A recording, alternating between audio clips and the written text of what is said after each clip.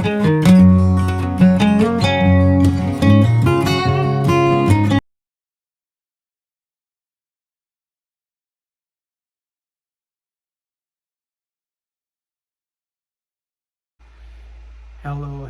mga ka-loyal! Welcome back sa ating channel.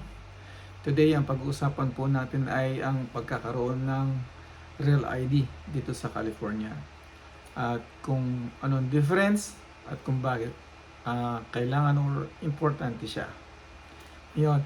Ito po yung regular California license driver ko. Or kung hindi naman driver license, pwede rin yung California ID.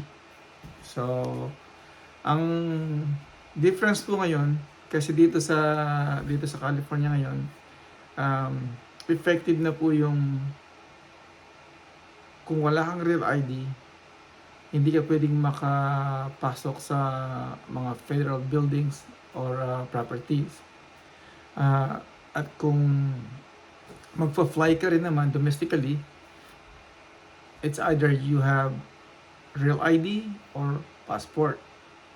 Kaya mas maganda talaga kung dahil batas na po yun, magkumuha ka na ng real ID. Now, is it mandatory? No, hindi po. Pwede pa rin yung mga regular ID. Yun nga lang po, kung frequent flyers ka domestically, kailangan mo pang ipakita yung passport mo. Ang problema lang doon, kung sakasakaling yung passport ay nawala, that's another issue. At saka it's bulky. At least kung mayroon kang real ID, yun lang ipapakita mo, okay ka na. So now, makikita nyo ang difference. Dito po sa regular ID, sinasabi dito, federal limits apply. Yan nga po, ibig sabihin hindi ka makaka-enter sa mga federal buildings, ganyan. Kung wala kang passport or unless you have a real ID. So papakita ko sa inyo ang difference. Kakuha o kararating lang sa akin kasi ka-apply ko lang ng akin mga siguro a few days ago or 2 weeks ago.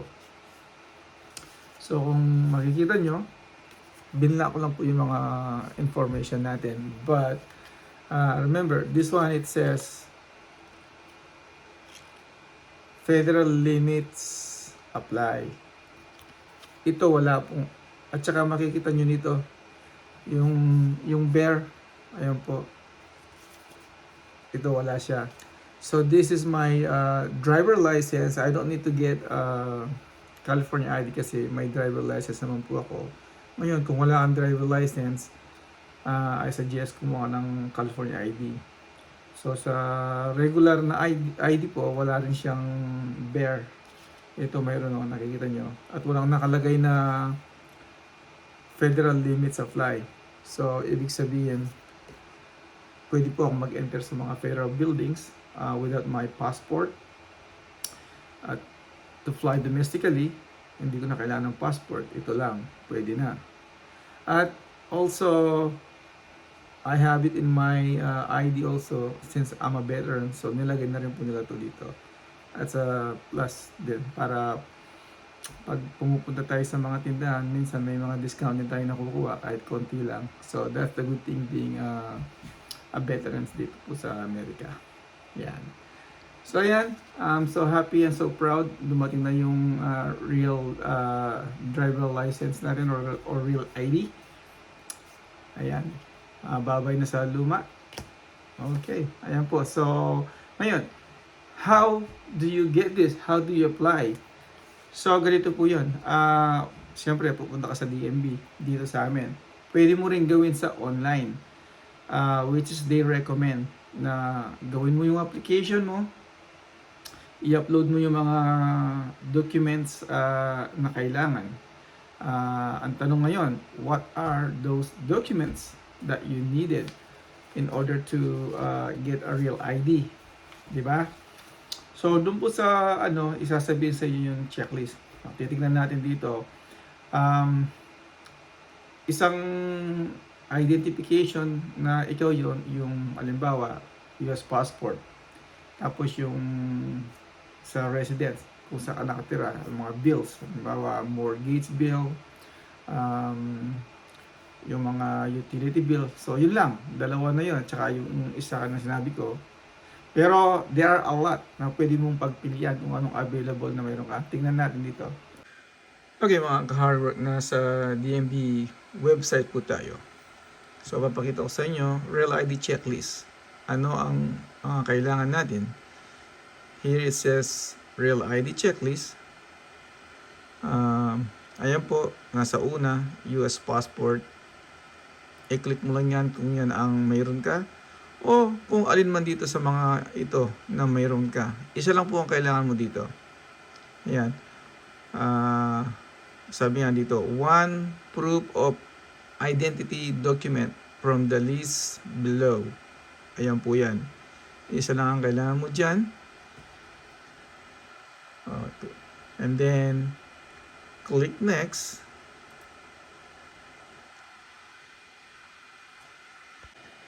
Okay mga ka-loyal, nandito pa rin tayo sa DMV website sa mga documents na kailangan natin para sa Real ID checklist. Ayan po. Dito ang 2 proofs of residency. Mamimili po kayo dito kung anong meron kayo. Ayan, kung meron kayong home utility bill, medical documents, insurance document, mortgage bill, employment documents, tax return, rental or lease agreement with the signature of the owner. Ayan, ang dami po. Ayan o, property tax bill, at kung ano-ano pa, marami po. Bali, dalawa lang ang kailangan nyo dyan para i-prove ninyo ang inyong residency. Ayan po. Pagkatapos niyan, pagka napili mo na, isasabit lang ninyo. Yun. I-upload lang ninyo yung mga documents ninyo. Papasok na sa DMV nun. And then, pagkatapos nun, hindi pa kayo tapos nun, pupunta pa rin kayo sa DMV personally para magbayad kayo doon at magpa-take ng picture kung lahat ng documents ninyo are approved at saka yung application ninyo ay okay na. So ayan nga mga ka-loyal, ang pagkuha ng Real ID dito sa Amerika o sa California, yung mga documents requirement at kung paano. Like I said, pwede po ninyong gawin sa computer ninyo sa bahay o dumiretso sa DMV mismo. However, dito po sa online, sa computer, ang pag-submit po ng mga documents, yung pong isang identity, dalawang proof of residence, bali tatlo po yun, i-upload po natin dito sa computer. Then after that, isubmit natin.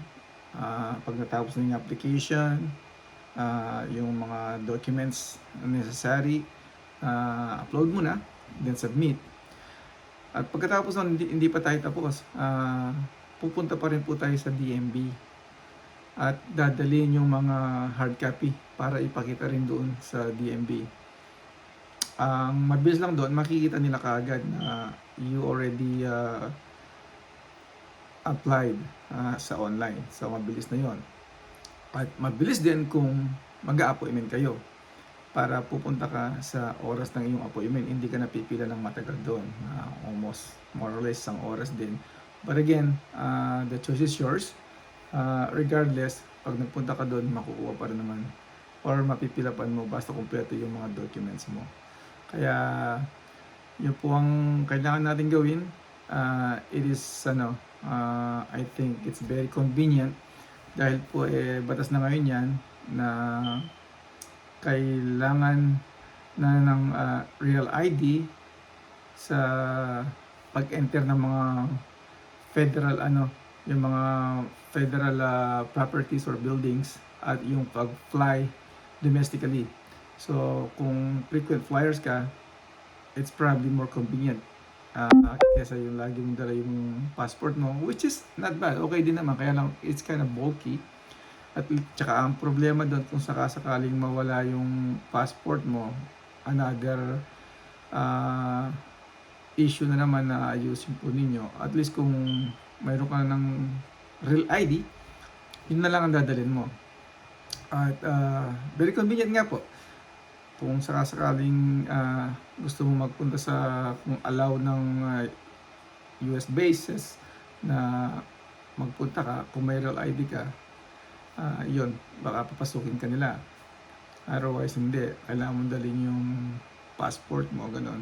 Or you have to be a US passport siguro. But anyways, sana nakatulong po sa inyo paano pagkuha ng real ID o pag-apply. Yung sa akin, kare-receive ko lang po dahil nga po in-apply ko to mga less than 2 weeks. Sabi nila 4 to 6 weeks pero maaga dumating, which is good. At least nandito na sa atin. Kaya ano bang hinihintay ninyo? Get a real ID na po kung nandito kayo sa Amerika o sa California para hindi na ninyo dala-dala ang inyong passport pagka nagpa-fly kayo domestically or balak nyo magpunta sa mga federal buildings. Ayan. So mga ka-loyal, thank you po. Sana nakatulong sa inyo itong konting kaalaman dito sa pagkuha ng real ID. Bye!